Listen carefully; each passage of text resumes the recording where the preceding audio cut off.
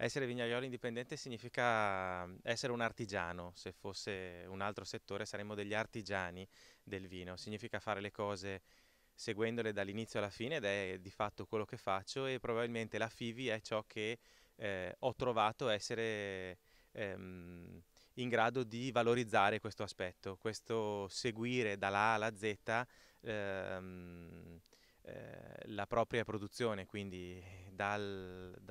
lavorare d'inverno le viti per le potature fino a parlare e dare risposte su ciò che stai facendo al cliente finale, che può essere sia l'enotecario, sia direttamente proprio chi viene ad acquistare in azienda o chi viene ad acquistare in determinati momenti che possono essere delle fiere mercato, come in questo caso il mercato dei vini della Fivi. Il Feudo dei Gelsi è un'azienda molto piccola, sono un po' meno di 5 ettari in tutto, tra bosco e vigneti. eh, Esiste da 10 anni, io sono arrivato qui 10 anni fa e su questi vigneti ho trovato Cabernet Sauvignon,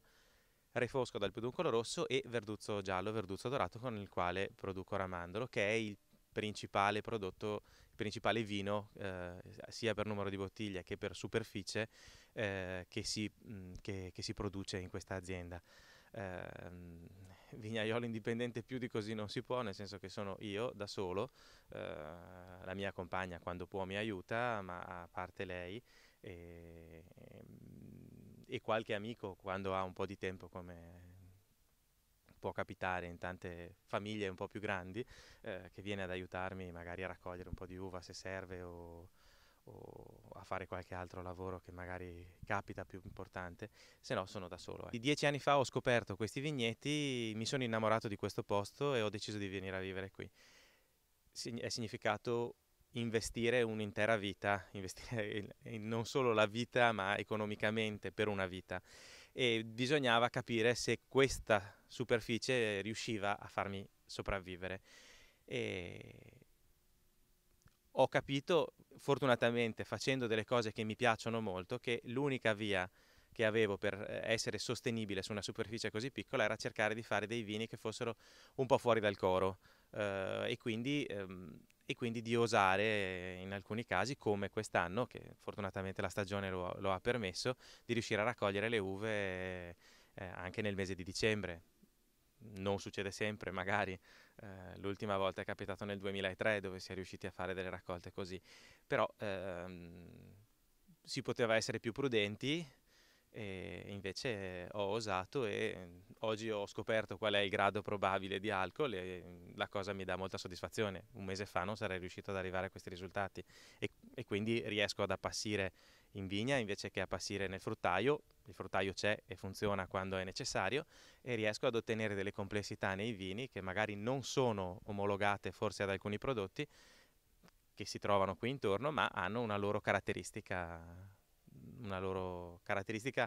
una loro tipicità forse rispetto all'appellazione, alla DOC o alla DOCG,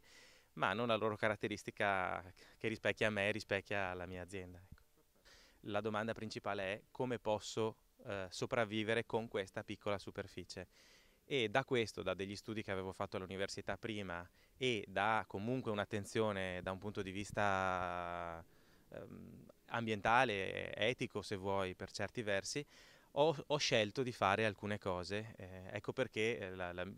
l'abitazione è costruita in bioedilizia, ecco perché utilizzo la metà dell'azienda che non produce uva per produrre biomassa che funziona nella centrale termica, ecco perché il fotovoltaico produce la corrente che fa funzionare il fruttaio, è un po', se vuoi, per fare un vino dolce c'è bisogno di sole, quando il sole non c'è, il sole lo raccogliamo, facciamo corrente elettrica con la quale eh,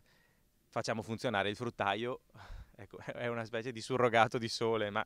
è un percorso chiuso e soprattutto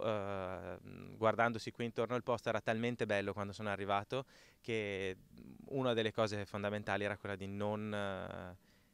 non deturpare ciò che mi circondava.